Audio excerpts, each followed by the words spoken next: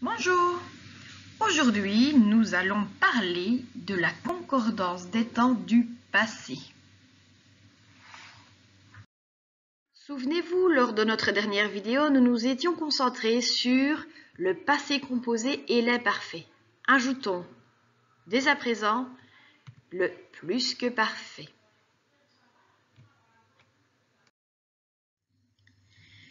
Le plus que parfait. Il se forme avec l'auxiliaire être et avoir à l'imparfait et le participe passé du verbe. Il ressemble un peu au passé composé. Le verbe parler va se conjuguer comme suit. J'avais parlé. On repère l'auxiliaire avoir à l'imparfait et le participe passé du verbe parler. Entrer. J'étais entré. On repère l'auxiliaire être qui est conjugué à l'imparfait et la deuxième partie du verbe, le participe passé. Je tiens à attirer votre attention sur le fait que les règles d'accord sont les mêmes que celles du passé composé. L'auxiliaire être, même s'il est conjugué à l'imparfait, fait office de miroir et nous oblige à accorder le participe passé avec son sujet. J'étais entré. Si je est une fille, je dois mettre le E pour la marque du féminin.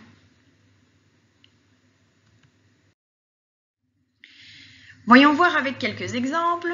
Elle a acheté la veste qu'elle avait vue dans la vitrine. Je repère mes verbes. A acheté, avait vu. Et je me demande, mais tiens, dans l'histoire, en vrai, quelle est l'action que je fais en premier? Est-ce que d'abord j'achète la veste ou d'abord je vois la veste? Évidemment, d'abord, dans toute logique, je vois la veste et ensuite je l'achète. Nous avons donc utilisé le plus que parfait pour marquer l'antériorité dans le passé. Le plus que parfait est utilisé pour parler de l'action qui a lieu avant l'action passée. Il parlait avec une personne qu'il avait rencontrée au musée. Repérons les verbes.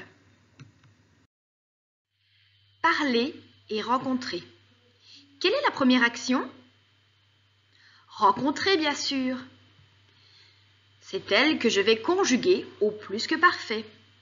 De cette manière, la personne avec qui je parle comprend directement qu'il s'agit d'une action antérieure, une action qui a eu lieu avant que je parle.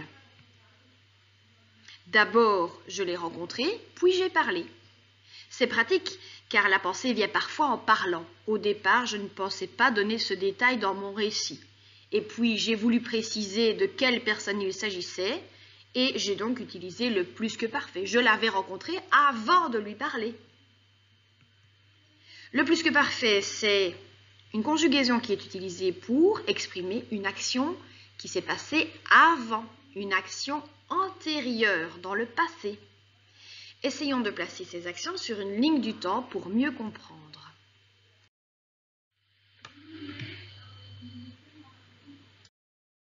Pour cela, rappelez-vous de notre histoire, où les verbes de mes actions principales étaient conjugués au passé composé et où les verbes utilisés pour parler du décor étaient conjugués à l'imparfait.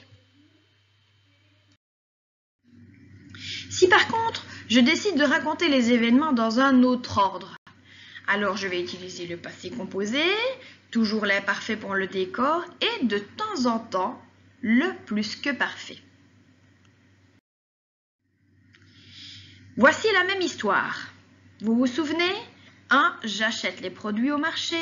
2. Je prépare le repas. 3. Les invités sont arrivés. Mais je peux simplement, par la conjugaison, montrer qu'il y a des actions passées qui ont lieu avant. L'action numéro 1 et l'action numéro 2 sont réalisées avant les actions numéro 3, 4, 5, 6, 7. Je vais donc utiliser le plus que parfait. J'avais acheté de bons produits au marché. J'avais préparé le repas. Ensuite, ma véritable histoire commence et j'utilise le passé composé. Les invités sont arrivés, nous avons pris l'apéritif, nous avons dîné. Ils m'ont remercié, nous sommes partis. Il est donc ici important de relever que si je veux raconter mon histoire dans un autre ordre, la conjugaison uniquement me permettra de dire quelles sont les actions que j'ai effectuées avant dans le passé. Imaginons que je décide de raconter mon histoire au point 3. Il n'y a pas de problème, je peux parler du point 3 et puis revenir au point 1 par la suite. La personne avec qui je parle va comprendre que l'action a lieu avant parce que j'ai utilisé le plus que parfait. Les invités sont arrivés. Nous avons pris l'apéritif et l'ambiance était agréable. Nous avons dîné et tout le monde trouvait le repas très bon. J'avais acheté de bons produits au marché. Il y avait beaucoup de monde. Ensuite, j'avais préparé le repas avec soin. Ici, j'ai inversé l'ordre de mon histoire, mais vous avez compris que d'abord, dans le temps, j'avais acheté les produits et j'avais préparé, puisque j'ai utilisé le plus que parfait. Retenons 3 choses. Quand je raconte une action du passé, j'utilise simplement le passé composé. Si je veux planter le décor, je vais utiliser l'imparfait. Si par contre je veux raconter une action qui s'est passée avant mon histoire principale, j'utilise le plus que parfait. Voyons avec un dernier exemple. La semaine, j'étais heureuse et j'ai chanté la chanson que ma grand-mère m'avait apprise quand j'étais petite. Repérons les verbes. J'étais heureuse. Il s'agit ici de l'imparfait. C'est un décor, ce n'est pas ça l'action principale de mon histoire. J'ai chanté. Passé composé, c'est une action dans le passé qui est terminée. Ma grand-mère m'avait appris la chanson. C'est une action qui est terminée, mais attention, cette fois elle est conjuguée au plus que parfait. Ainsi, de cette manière, vous comprenez très bien que d'abord ma grand-mère m'a appris la chanson et puis j'ai chanté.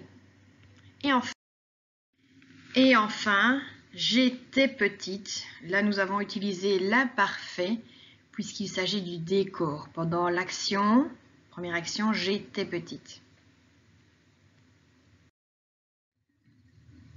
Sur une ligne du temps, voilà ce que ça donne.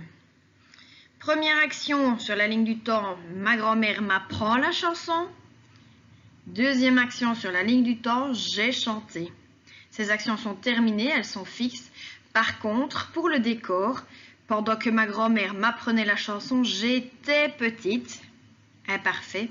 Et pendant que j'ai chanté, j'étais heureuse, imparfait également. Trêve de bavardage, c'est maintenant à vous de vous exprimer au passé. Voici quelques idées. À Noël dernier, raconte-nous ce que tu as fait.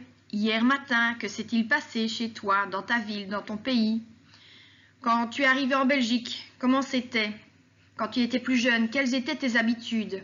À l'école, à la maison, avec tes frères et sœurs? Comment as-tu trouvé ton travail si tu travailles? Comment as-tu trouvé ton appartement? Quelle est la meilleure décision que tu aies prise dans ta vie? Dans quelle ville as-tu habité et combien de temps?